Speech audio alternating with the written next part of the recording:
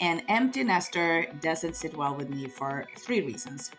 One is, how's the nest empty if I'm still in it? Yeah. Oh, yeah. Good point. Yeah. Right? That doesn't work for me as a mom, as a feminist. Like, I'm still here. Hello. Yeah. It's not empty. And then second is, I don't know what happens for you, but when I think about like empty nest, I picture some sort of shriveled up, dried out, maybe a leftover feather here and there kind of place. And that's simply not how I want to picture my home. Right. I want my Yeah. home to be a connected, loving, warm place, regardless of how many kids live in my house or not. Yeah. And then thirdly, empty nest really focus on when your last kid has left. And I'm saying the Birdy Launcher process, and to become a successful Birdy Launcher, you start much, much sooner. And most parents don't do this. And this is where we can get into trouble. So this starts whether you're launching your first, your last, or your only. And ideally, we start already when they're in high school, maybe even junior year, because there's a lot that comes with this major life transition. Welcome to Three Lil Fishes. We're three sisters who grew up in the Midwest together, but have since spread across the country.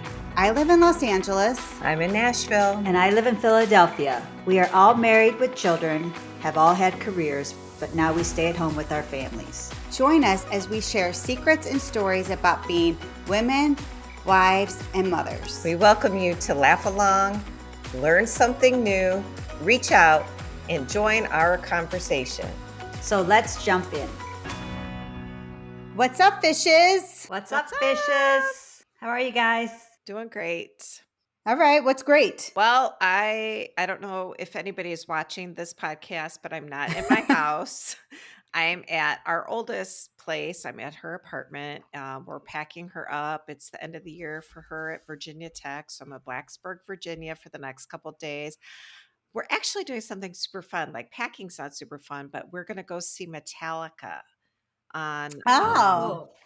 So they play Enter Sandman at Lane Stadium when the football team comes in. And so the first time ever Metallica is coming and they're playing at Lane Stadium. So Rich is flying in tomorrow. Sarah and Rich and I are going to go to Lane Stadium and listen to Metallica.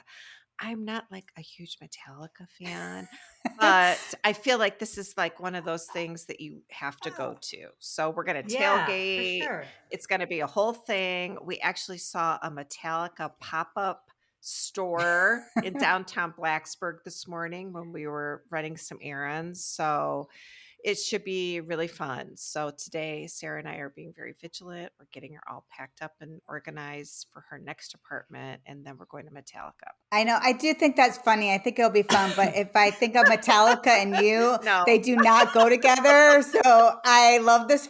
I love this for you. And I'm sure it'll be great. I'll let The you know. tailgating will be good. I know. That I'm will be looking fun. forward to it. I mean, I think it's going to be fun. They were in Nashville Saturday night, and I went to our year-end hockey party on Sunday, and the coach went, and he's like, it is an incredible show. He's like, my legs are tired from all the jumping up and down that I did. And I was like, oh. He goes, so wear comfortable shoes. So I brought my sneakers. I'm ready. We're going to do it. It's going to be great. All right. Awesome. Kathy, what about you? What's happening there? So I feel like my senior is never home right now. I haven't even talked to him. Like we've got so much going on, and we just had senior day for lacrosse over the weekend, which just they did an incredible job. Pulled at my heartstrings. It's a tear-jerking experience, isn't it? You're just like, stop. Yeah. They do such a nice job. They had a really cool banner of him for lacrosse, and they gave us flowers, had this whole spread of food and everything for the kids. So it was fun. So we're like definitely gearing up for Party Town. Yeah. And then I started like getting stressed because the party is going to be at our house, the graduation party. So I decided, I thought it was a good idea we paint our patio furniture, which has turned out to be a lot of work. And I think my husband was right. I'm crazy that I decided that I could handle this. So Well, I'm looking forward to Trevor's party. We have Jack's big party on this Saturday. It's not at our house, but our garage is full of things, like, because we're in charge of drinks. So all the drinks are in my garage right now, and the tables and all this stuff, because it's just a couple houses down. It's a lot of work.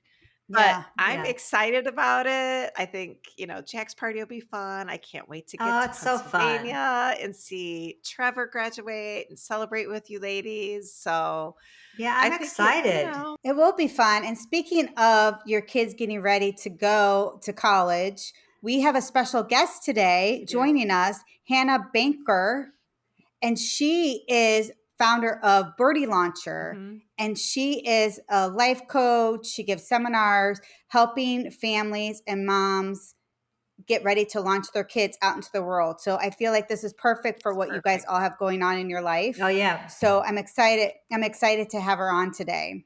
Yeah, we're excited to hear what she has to say. So before we get into it, I just want to remind everybody to please like, subscribe, and invite your favorite fishes to jump into our conversation. All right, y'all, let's jump in. Today, we have a very special guest. Hannah Banker is the founder of Birdy Launcher. Welcome, Hannah, to Three Little Fishes. Thank you so much for having me. So Hannah is like a life coach, parent coach, speaker, seminar giver to all things launching your kids off into the world, whether that be a job or college or whatever that is. So she kind of just helps parents sort of transition, and also the children. It's a family process, right? So, Hannah, tell us a little bit about Birdy Launcher and sort of like what you do for families. Yeah, let me start off by explaining the term Birdy Launcher. It's a pretty new concept. Most of us have heard of empty nester, and that term doesn't sit well with me for a few reasons. Okay. So I really believe that words shape our experience. How we name things, how we label things, it's just how we then experience them. And empty nester doesn't sit well with me for three reasons. One is, how's the nest empty if I'm still in it? Yeah. Oh, yeah. Good point. Yeah. Right? That doesn't work for me as a mom, as a feminist. Like, I'm still here. Hello. Yeah. It's not empty. And then second is, I don't know what happens for you, but when I think about like empty nest, I picture some sort of shriveled up, dried out, maybe a leftover feather here and there kind of place.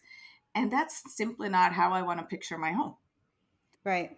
I want my Yeah. home to be a connected, loving, warm place, regardless of how many kids live in my house or not.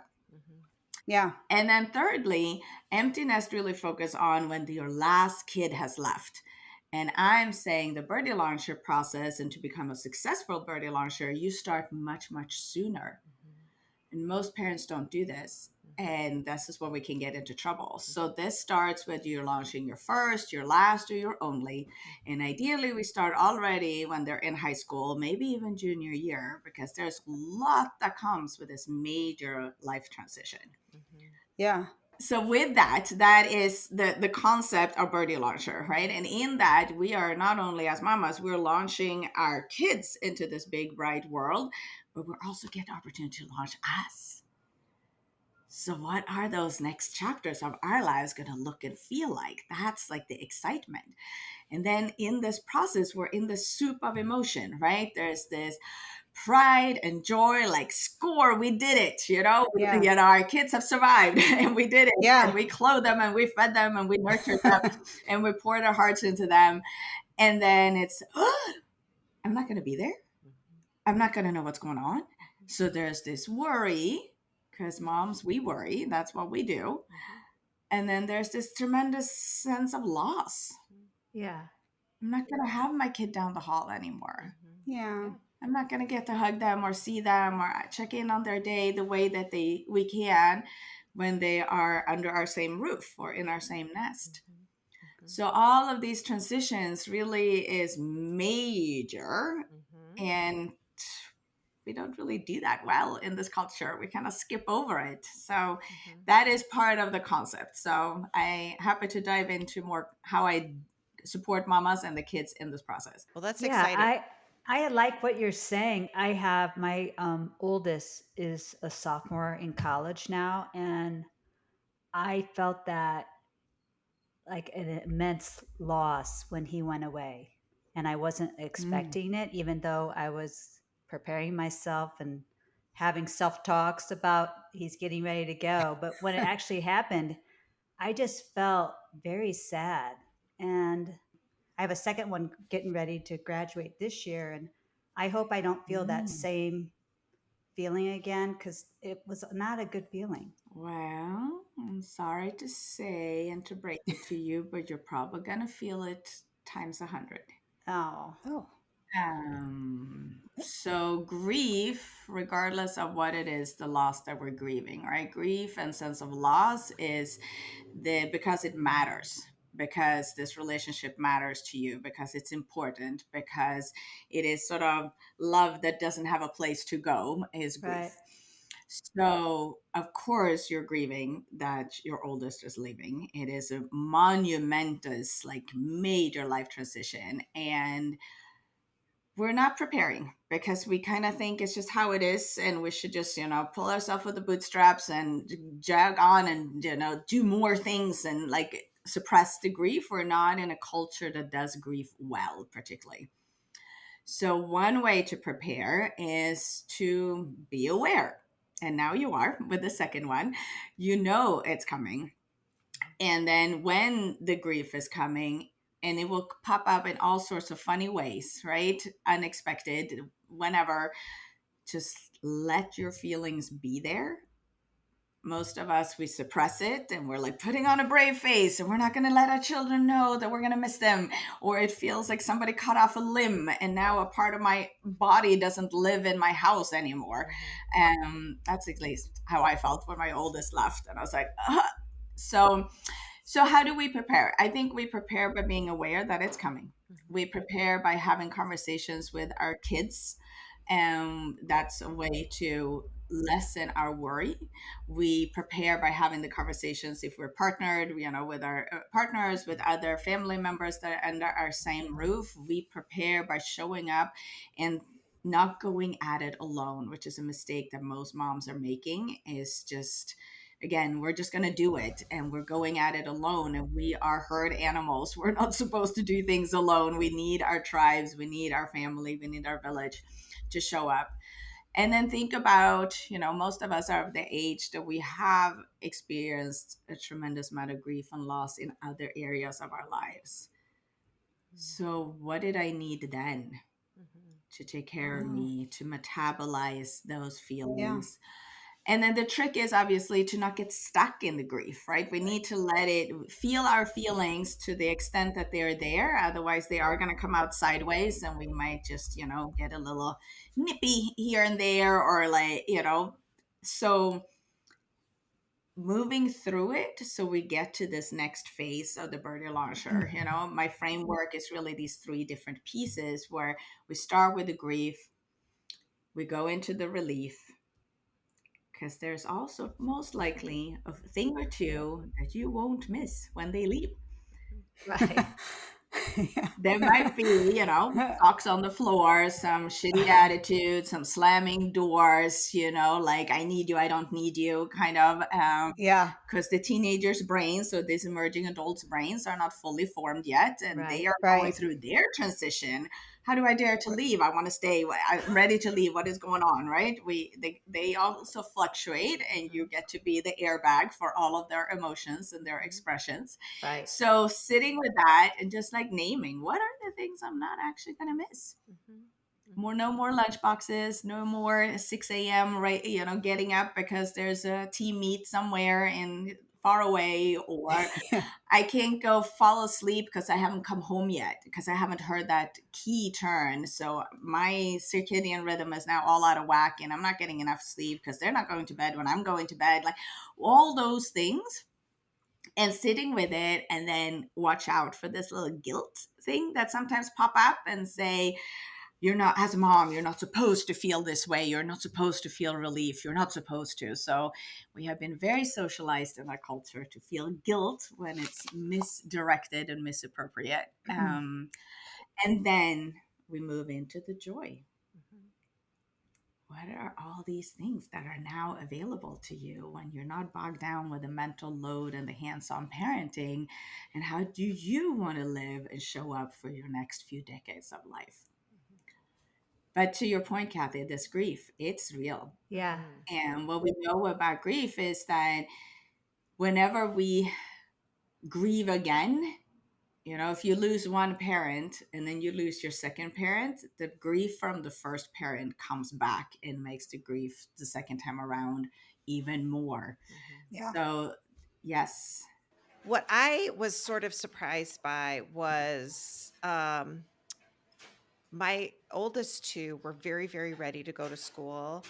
But once they got there, they really needed some emotional support that I was sort of like surprised by for some reason. Like they're so independent and they were so happy. And I was very surprised by the emotional toll it kind of took on me because they called a lot and needed like lifting up in a way that I didn't anticipate.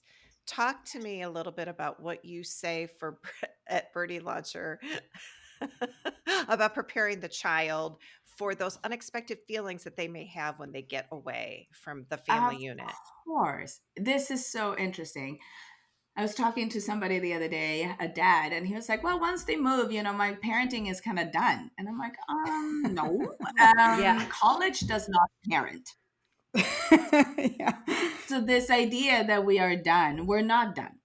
It's going to have a different flavor. It's going to have a different, texture to it. But the parenting part, especially when they go out and they, for the first time, most likely in a very new environment, and there's a lot of things for them to get accustomed to and to figure out.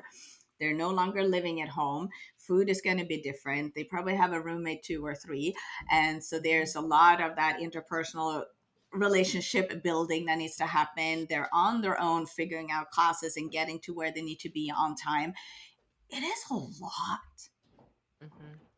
And some of these things, of course, we can help them prep while they're still in your house. I stopped making dental appointments for my kids. So I was like, no, we're going to have to transfer some of these adulting for you to do while you're still in the home. So it's not everything at once. Mm-hmm. Yeah. And, do you know how to cook? What about your laundry? Mm-hmm. When my oldest went away, I'm in California, he's in Massachusetts. And 6 weeks in his freshman year, we are on the phone chatting away, and he's like, Mom, there's this kid on my floor and he hasn't done laundry yet. I'm like, ooh, 6 weeks in. Yeah, and he's an athlete. And I'm like, Oh, So you can just imagine what his dorm room was like. Yeah. And so my kid was like, yay, I'm not rooming with him because my Yeah. room might actually smell a little bit better. Yeah. And then I was like, all right, what, you see it. And now what? Yeah. Yeah. And he's like, yeah, I think I have to teach him how to do laundry. Yes. Yeah. And that's what he did, right? So he took this other kid who hadn't, nobody taught him how to do laundry. So there's no expectation. Like, he hasn't failed. He hasn't done anything wrong. He just doesn't know how. Mm-hmm. And you can imagine 6 weeks in being an athlete in a dorm room. And I was like, wow, does he even have that many socks and underwear? Like, I started getting all practical. Not my problem to solve, but what these things are, what are the things that we can do to prepare while they're still under our same roof? Mm-hmm. I remember reading that you have 3 phases of the Birdy Launcher. So is this part of a phase in your Birdy Launcher?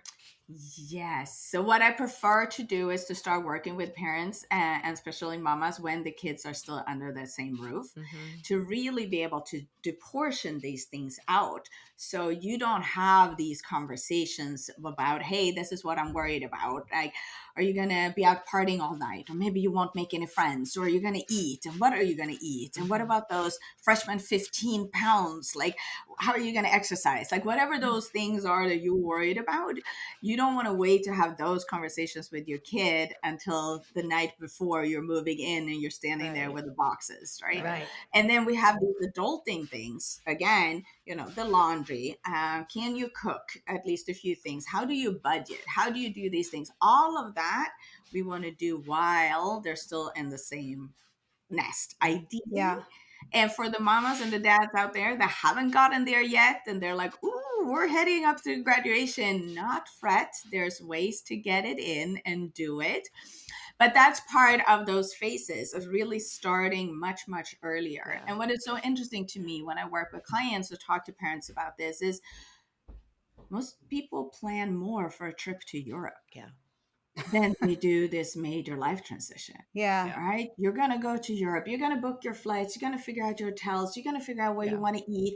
You're going to book this guided tour. You're going to check out the hikes or the museums or whatever it is. And somehow for this, we don't make that we don't put the same time and attention towards it that this transition really, really deserves, because you want it to be exciting and not just like, oh my God, or let's just focus on the right shower caddy. Yes, they will probably need a shower caddy, but they will need a whole lot more from you. Well, what I'm hearing from you, though, I think is very optimistic, and that is parents and students or young people, as they're leaving home, there are a lot of skills and information that they can use to help navigate all of these big feelings. Because whether you are totally ready or not ready, there's a lot of tools at their disposal. And if they use them and read them and really practice, it's going to be okay. Like, everything is going to be okay. And you are all going to be fine. They're going to be successful adults. And you are going to be okay in your house without them. You are going to be okay. Yes. Thank you, All Lynn, for gonna that. work That is out. such an important point. And I think we lose that sometimes, right? We're in this complete overwhelm, and we're in the overwhelm of the practical between prom and graduation and last this and last that. And it's so easy to focus on all the lasts. And it's true, they're there, right? Your kid will never have a high school graduation again. Your kid will never have a high school prom again. Your kid will never, and it is true. And it also means that there's lots of firsts. This is the first time they get to make their bed in the dorm room. This is the first time they're going to walk across, if they're going to college. Obviously, you can leave for lots of different reasons. So, however they're leaving, all of those things are first. So, we want to not, again, get stuck in the worry or in the grief. We want to take it to all of those other things. And yes, absolutely, most kids will be fine. Yeah. And I want to say, when I say fine, it doesn't mean it's going to be super smooth and easy, because we all know that's not life. Not life. Yeah. Right. Yeah. Right? Life Not be life. lifing. No. And the biggest, best gifts that we can give them is to figure out how to trust themselves, to be resilient, to reach out for help when they need it, much like we still need to learn to do, because moms don't prioritize themselves, right? We find ourselves at the bottom of the laundry basket. We're doing everything for everybody else. And then we're like, oh, I need some support. I don't know how to do this. I've never done this before. Or even like with Kathy, like, oh, I launched one. Yes. But you haven't launched this one. Right. Each kid is a completely different ball of wax. Some are really ready to go, and they might be ready on some level. And then they're like, whoa, do I bring my stuffed animal? How do I do these things? And how am I in community with others? I'm not ready. I haven't sharpened those tools yet or flexed those muscles yet. So we all need the help. We need the support. We need to do it together. Yeah. I love that idea. Well, the Birdy Launcher concept of having that, like, team of people in your corner to really cheer you on and help you and lift you up. And, I find every mom or dad or friend or whatever has their own toolkit for things. And it's so great when you can talk to different people and kind of take some of their things that really do work and apply them to your own life. It just really eases the anxiety. I mean, I am a worrier by nature, so I just am like an anxious bird all the time. I feel like I'm constantly worrying, and when people give me little tips and tricks that I apply to my own life, it really does help a lot. So I love that you do that naturally with your process.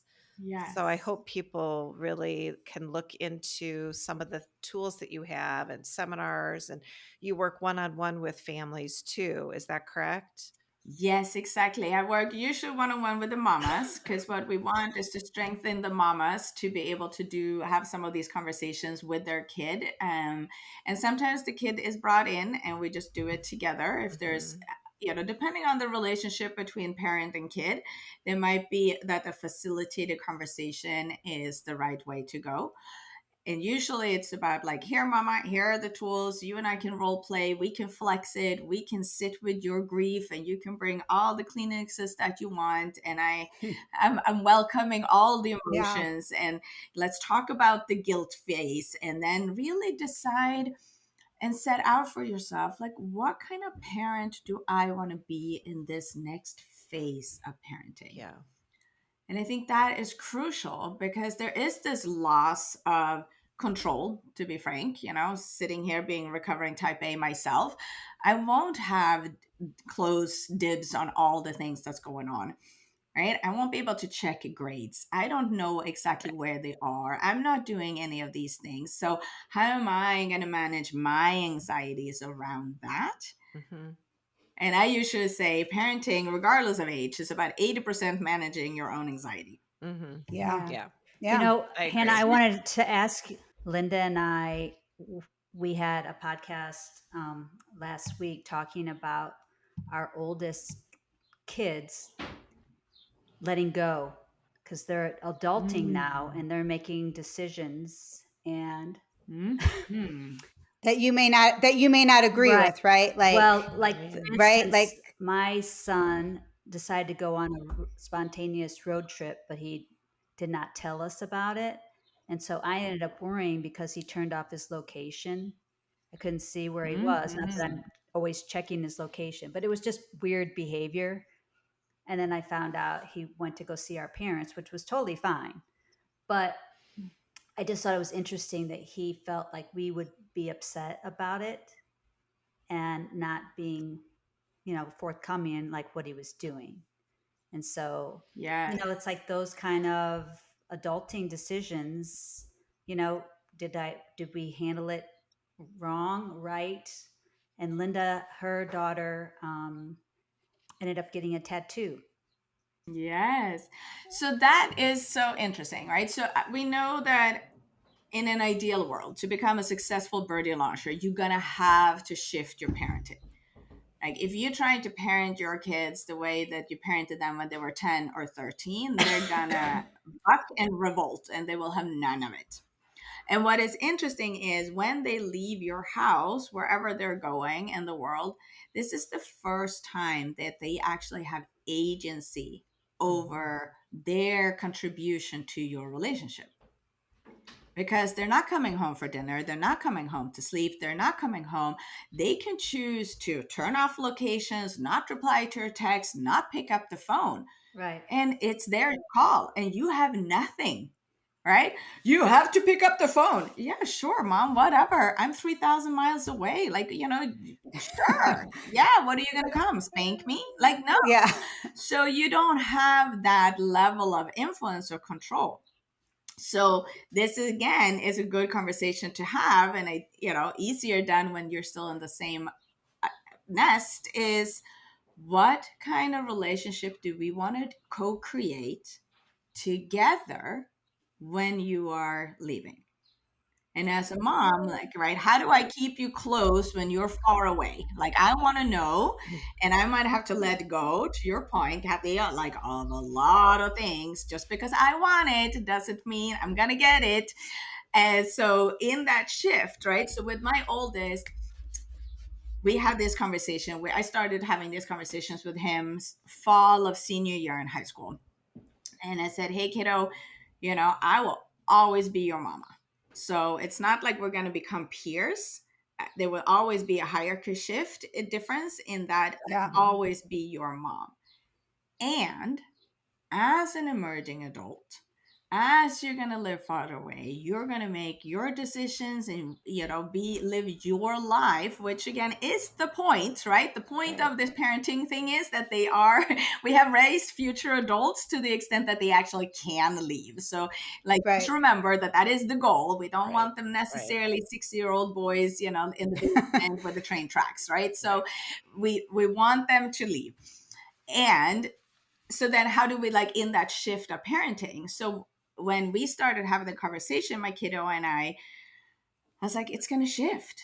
It's going to change. And what is so cool is that we can co-create this, you and I together. Mm-hmm. And he just looks at me. He's like, what are you talking about? Yeah. Basically, I mean, he didn't verbalize this, but basically for 18 years, you called all the shots more or less in our relationship. And now all of a sudden I have agency. What? Yes. Like, so we had a conversation, not once, not twice, but a few different times. Yes. And as we got closer, I said, well, let's give me a new title and a new job description.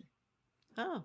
Yeah. Okay. We're going from hands-on mom. I pretty much know not everything, but a whole lot. I can check your grades. I know you have practice. I know where you at, all of that, to what? So we co-created. So my title now is Mama Mentor. Okay. That's good. I like it. Yeah. And with Mama Mentor, what are those shifts? Where do I have influence? Where am I when does he come to me to ask for my input or my advice? And what are those places? And then, of course, again, recovering type A, very used to running the house. I overstep at times. And I do things and I behave like I'm parenting, a 15-year-old or something. And then he looks at me and he's like, I don't think that's part of your job description. Right. And you accept that. Like that is the easiest and you redirect. It. Right. There's no ego. There's no defensiveness. Thank you for the reminder. Yes. Let me try again. Yeah. I like that. Stay in your lane. Yeah. I like that. So as far as evolving your parenting and shifting it, I was working with one client and when we sat and really dug into like, what kind of parent do you want to be? What is the flavor and the texture that you want to have with your kids? And she said, I want to be their lighthouse. Oh. Oh, I love that. I want them to know that I'm always here. The light is always on. They can always find me and I'm steady. And, they will be out there on the seas. They will go places and it might be rough seas. It might be smooth sailing. And I will just be here as their lighthouse. I love that. I'm going to steal that. Everybody can have a lighthouse. We talk about the kids and the exciting for them getting ready to go, but what can be exciting about the moms, this new phase in their life of them having their birdies away? Like what's in it for them? Yes, I love it. That's where we're heading, right? We have relief, we have the relief, and then we go to this joy. Yes. So I don't know about you, but I became a mom in my 30s. And I'm launching my second one now. And so that's been about 20 years of hands-on parenting. And then at least my people, we're from hardy Swedish stock, they live forever.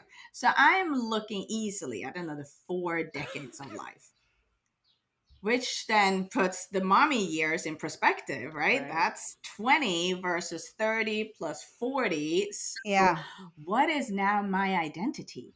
What do I want to be? How do I want to show up? How do I want to contribute when I no longer have that full mental load, hands-on parenting that is both amazing and draining and exhausting, and Yeah. growth opportunities abound. And now I get to like lift my gaze and look out. Okay, do I want to shift careers? Do I want to take on a different role? Do I want to contribute in my community? Do I want to try something different in my hobbies? I used to dance in my 20s. I used to love to dance. Is that still what I want to do today? Maybe. Maybe not. I don't know. But I get to co create with myself and with my peers. And if I'm partnered, a Yeah. new version of my identity to really sit and it's like, this is my book of life, right? We're writing these chapters together for ourselves. So let's make those really yummy and juicy and full of life and richness. So your life is not empty.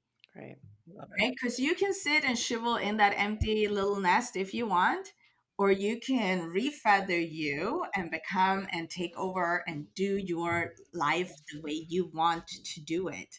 And it's super, super exciting. And it's interesting when I work with moms, like for some of them, they've been so removed from some of those parts of themselves that they don't even know how to start or what do you mean what do I want to do, like I don't know, sleep because I'm haven't slept proper in 20 years, like I don't even know who am I anymore, what's my identity when we remove hands-on parenting, like I don't know. So some of these things we sit and just peel back layers and layers, and it's a process that takes quite a while usually. And then you get to go out and try things because this is what we also as moms we get to model this behavior for our kids, right? We tell them there's a big world out there for them. Well, guess what, mama, that's right out there for you too. Yeah. I like that. Love it. Refeather you. I love it. I hope our listeners can hear that you have such a depth of experience and knowledge and process.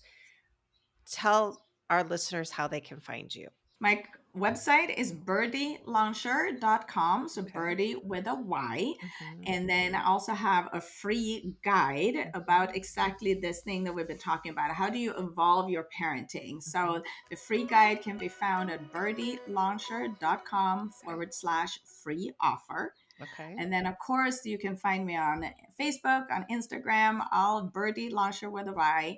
And that's how you find me. And I would love to help and guide more mamas because we do need the support and we don't have to make the mistakes that is so common because we don't tend to this phase with the same sincerity and attention that it really deserves. Amazing. Well, we will put all of that information in our show notes so people can find you. It has been incredible to hear all of the tips and tricks that you have shared with all of our fishes. And we so appreciate you, Hannah. Thank you. Yes. Well, whether you're little fishes or birds about to launch, all animals and all humans come together. And that's what it's about.